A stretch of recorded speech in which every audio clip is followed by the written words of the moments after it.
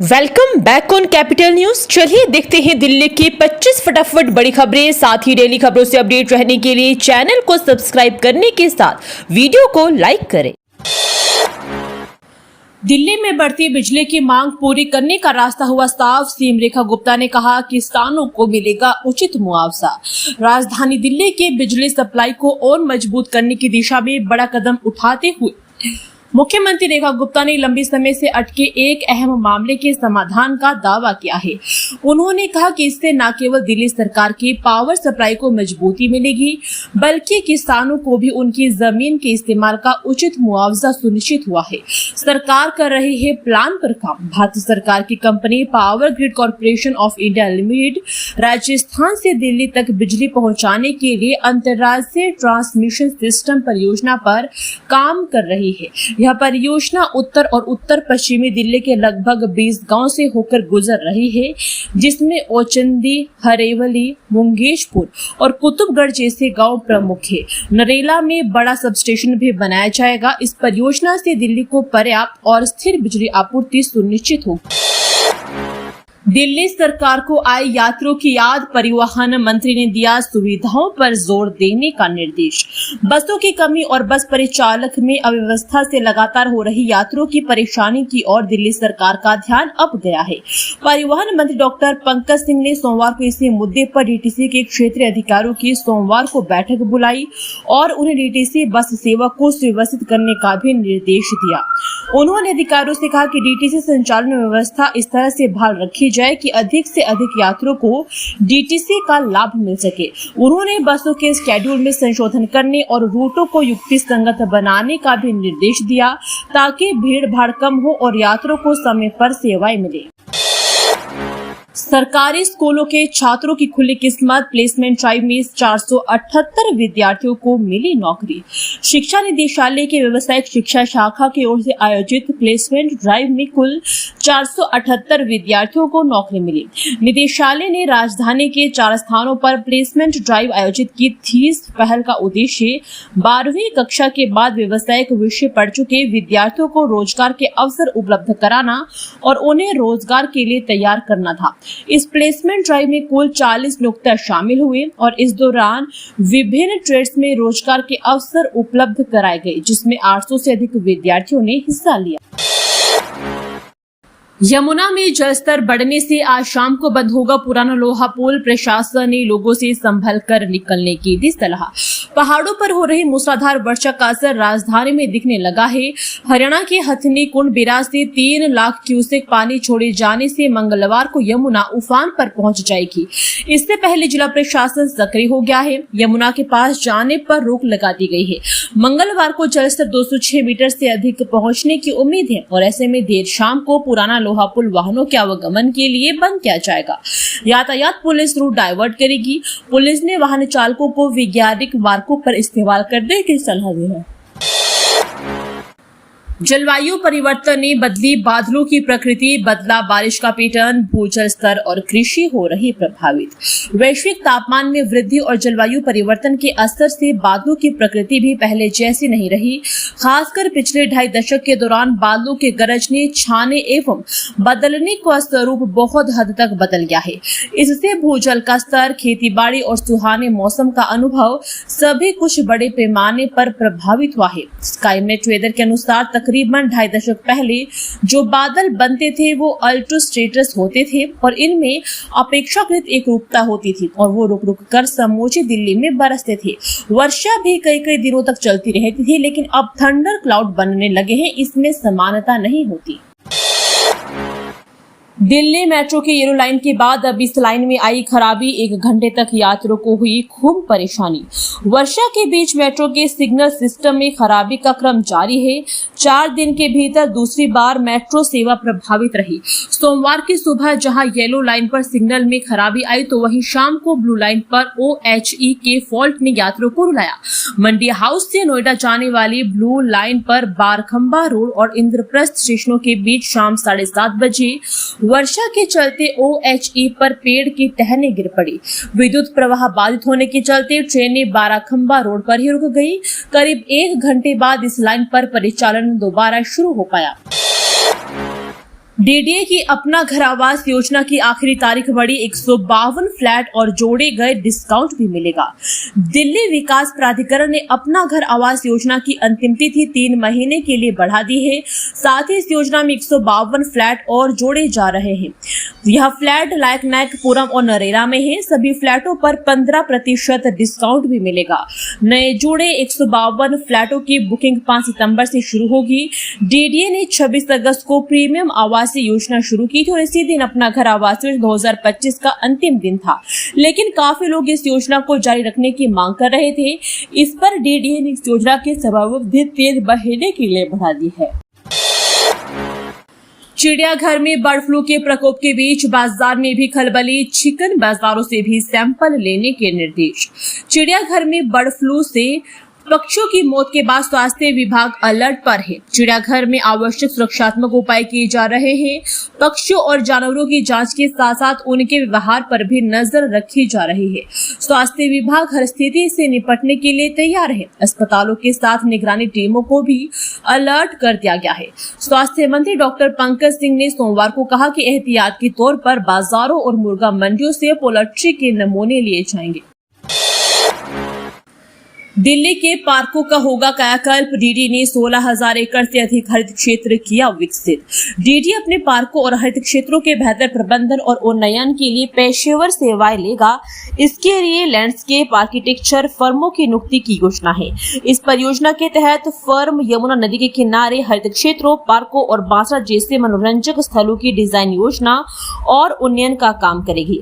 अब तक यह काम डीडी द्वारा आंतरिक रूप से किया जाता था, ताकि एक अधिकारी ने पैनल में शामिल लैंडस्केप आर्किटेक्ट या फर्म प्लाजा और सार्वजनिक खुले स्थानों की डिजाइन, पुनर्विकास और पार्कों के सतत विकास के सुझाव देने के लिए जिम्मेदार होंगे।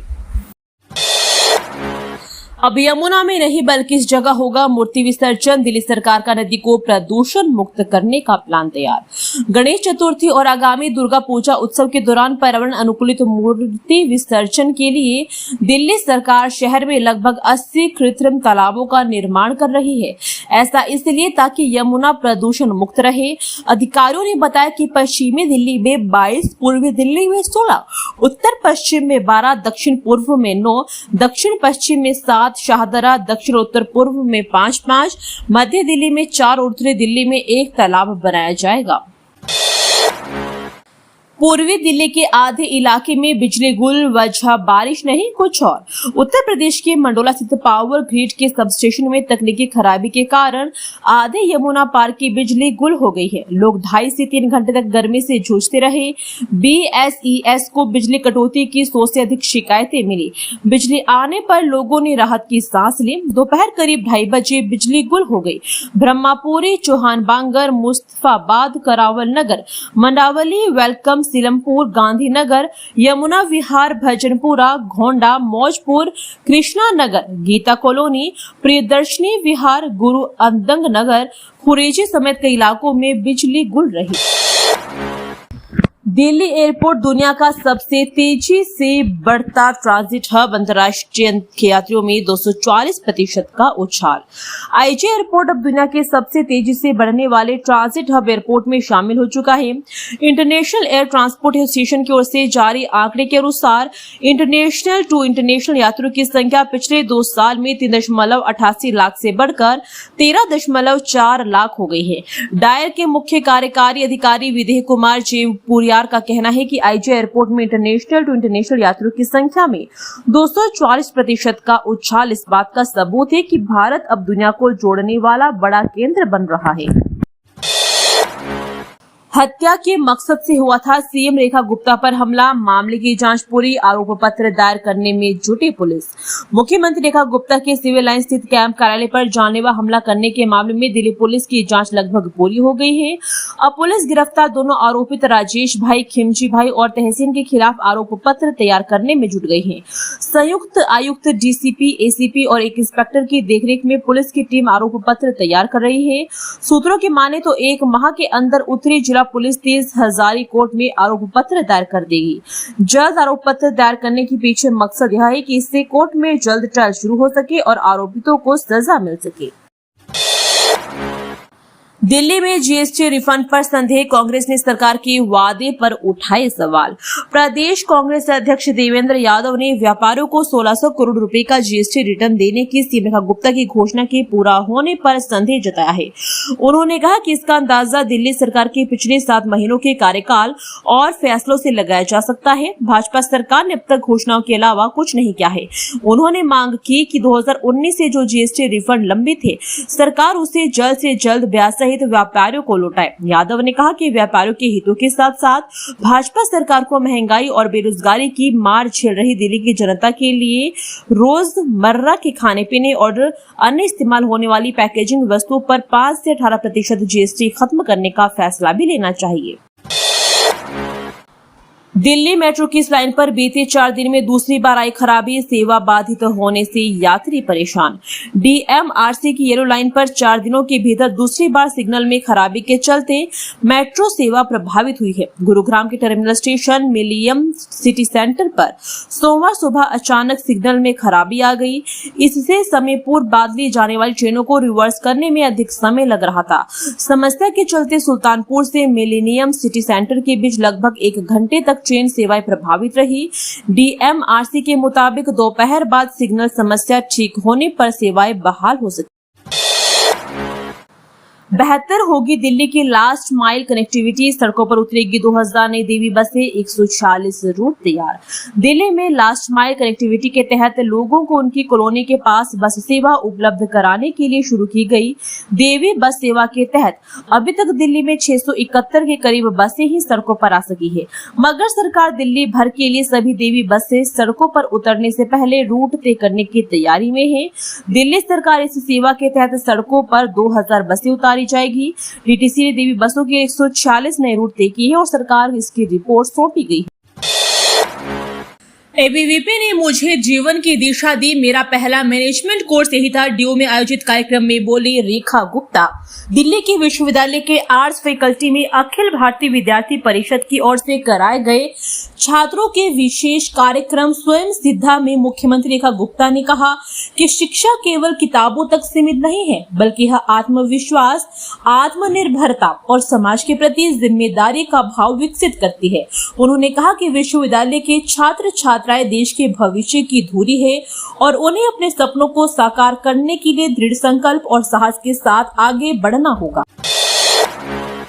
नगर निगम स्कूलों की हालत बदहाल, पारना उद्यान बाल विद्यालय को भेजा गया, कारण बताओ नोटिस। नगर निगम शिक्षा समिति ने सोमवार को औचक निरीक्षण में स्कूलों की साफ सफाई और मूलभूत सुविधाओं की पोल खोल दी।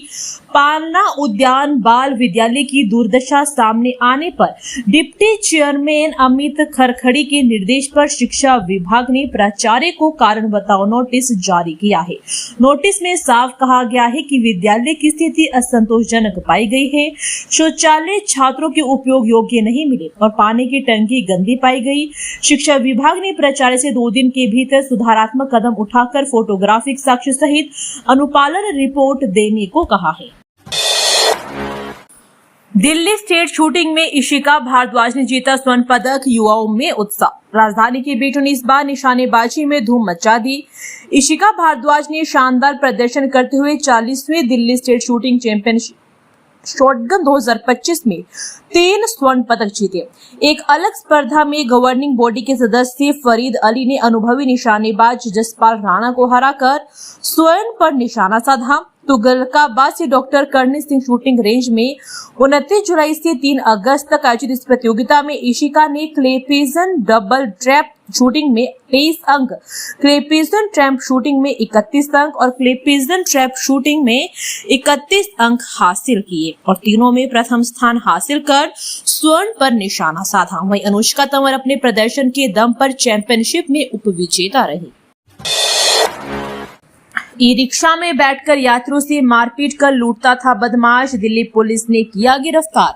ई रिक्शा में यात्रियों को बिठाकर उनके साथ मारपीट कर लूटपाट करने वाले बदमाश को कमला मार्केट थाना पुलिस की टीम ने घटना के 24 घंटे के भीतर ही दबोच लिया। आरोपी की पहचान रामपुर यूपी निवासी वीरेश उर्फ वीरू के रूप में हुई है, जिसके कब्जे से लूटी गई नकदी और पीड़ित के दस्तावेज बरामद किए गए हैं।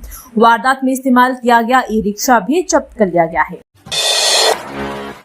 दिल्ली के खेतों की ओर अवैध तरीके से छोड़ा जा रहा हरियाणा का पानी, फसल हो रही है तबाह। हरियाणा से सटे ढांसा गांव के किसान सुखबीर डगर इन दिनों काफी दुखी है। करीब 12 एकड़ खेत में इन्होंने अब की बार धान की खेती की। काफी उम्मीद थी फसल अच्छी होगी, इसके पूरे आसार थे, लेकिन अब तक इनके अरमानों पर पानी फिर चुका है। सारी फसल तबाह हो चुकी है, पूरा खेत जलमग्न है। सुखबीर की तरह ही ढांसा के कई किसान जल भराव की समस्या से त्रस्त थे। करीब 500 एकड़ खेत हरियाणा से आने वाले पानी के बहाव की जद में है। हरियाणा में आखिर पानी क्यों आ रहा है? गांव के किसान बताते हैं कि हरियाणा के झज्जर जिला के बाल्दी तहसील में एक गांव है दरियारपुर। जब लाल किले तक पहुंच गई थी यमुना, हथनीकुंड से 2013 में छोड़ा गया था सबसे ज्यादा पानी। हरियाणा के हथनीकुंड बिराज से 11 जुलाई 2023 को जब 3.59 लाख क्यूसेक पानी छोड़ा गया था, तब आईटीओ सहित कई क्षेत्रों में एक सप्ताह तक पानी भरा रहा था। उस दौरान आईटीओ बिराज के 32 में से 5 गेट जाम होने के कारण नहीं खोले जा सके। ड्रेन नंबर 12 का रेगुलेटर भी टूट गया था, जिससे यमुना का पानी आईटीओ के आसपास के क्षेत्रों में फैल गया था। यमुना में पानी बढ़ने के कारण दिल्ली के नालों के गेट बंद करने पड़े थे, इससे भी परेशानी बढ़ गई थी। जेएनयू शिक्षक संघ ने प्रोफेसर की बर्खास्तगी के खिलाफ खोला मोर्चा, कुलपति को पद से हटाने की रखी मांग। जवाहरलाल नेहरू विश्वविद्यालय में सामाजिक विज्ञान संकाय के राजनीतिक अध्ययन केंद्र के संकाय सदस्य डॉक्टर रोहन वी.एच. चौधरी की सेवा समाप्ति के विरोध में शिक्षक संघ ने प्रशासन के खिलाफ आक्रामक रुख अख्तियार कर लिया है। सोमवार को शिक्षक संघ ने प्रशासनिक ब्लॉक पर जोरदार प्रदर्शन किया और कुलपति शांतिश्री डी पंडित को पद से हटाने की मांग को लेकर राष्ट्रपति द्रौपदी मुर्मू को पत्र भी लिखा। जेएनयू शिक्षक संघ ने कुलपति घर विश्वविद्यालय को निजी एजेंडे का अड्डा बनाकर उस पर गंभीर आरोप लगाया है। पहले बुकिंग कर बुलाई ओला कैब, फिर चाकू मारने की धमकी देकर कार, नकदी और मोबाइल लूटा। बवाना थाना क्षेत्र में बदमाशों ने पहले ओला कैब बुक की, फिर कैब चालक को चाकू मारने की धमकी देकर कैब, नकदी व अन्य सामान लूट लिए। वहीं गूगल पे के जरिए चालक से 6,000 रुपए भी अपने खाते में ट्रांसफर करा लिए। पीड़ित की शिकायत पर बवाना थाना पुलिस ने 48 घंटे बाद ही 2 बदमाशों को गिरफ्तार कर लिया। इनके कब्जे से कार, पिस्टल, कारतूस, चाकू व अन्य सामान बरामद किए गए। जांच के बाद पुलिस ने बताया कि आरोपित रोहित पर पहले से 5 आपराधिक मामले दर्ज है, वहीं सुरेंद्र पर कोई मामला दर्ज नहीं है।